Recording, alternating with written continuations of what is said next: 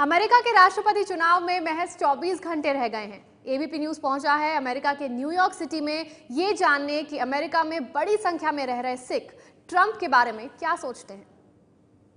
हम हैं इस वक्त ब्रैडिक एवेन्यू के गुरुद्वारा संत सागर में और पंजाब की पृष्ठभूमि खासकर सिखों की राय बेहद ज़रूरी हो जाती है क्योंकि हम जानते हैं कि 9/11 के बाद गलत फहमी का शिकार कई सिख हुए थे और अब जबकि ट्रंप राष्ट्रपति पद के उम्मीदवार हैं और खासकर जिस तरह के दोहराव वाले उनके बयान अक्सर आते रहे हैं तो कुछ आशंकाएं हैं यहां की। सीधा सवाल, ट्रंप की मौजूदगी क्या आपको एक सिख होने के नाते नर्वस करती है? जी बिल्कुल, जैसा कि आपने उसके बयानात सुने हैं और जब हम गौर करें तो वो काफ़ी हार्ड लाइनर्स टाइप के बयानात हैं उनके।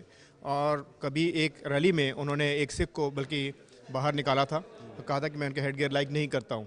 दूसरा, अगर आप उसके देखें बयानात के बारे में जी कि मैं इमिग्रेंट्स को जो है वो वापस भेजूंगा या मतलब कि उनको किसी तरह की भी कोई सहूलियत देने के उनका कोई ऐसा नज़र नहीं आता है कि अंदेशा।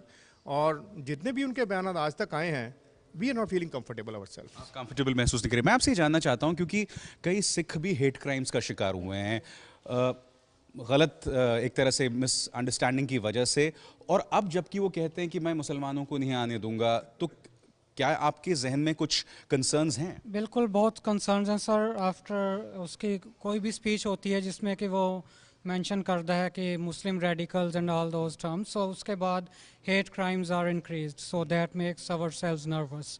ट्रंप का राष्ट्रपति बन जाना, प्रेसिडेंट का बन जाना, सबसे बड़ी चिंता आपकी क्या होगी? आपकी फैमिली भी यहाँ होगी, तो सबसे बड़ी चिंता क्या होगी?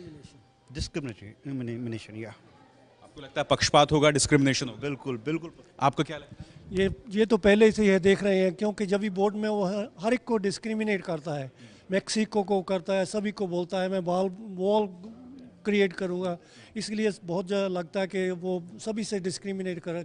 और कल की रैली में उसने सिखों का एक बार भी नाम नहीं लिया और बोलता हिंदू के साथ हूँ मैं, ये किसके साथ हूँ, लेकिन सिखों का नाम तो नहीं लिया उसने। यही मैं आपसे जानना चाहता हूं कि ट्रंप ने कहा था कि I love the Hindu, I love India, तो जब वो कहते हैं आई लव द हिंदू, तो आपको लगता है कि इंडिया का जो उनका व्यू है वो बहुत नैरो है?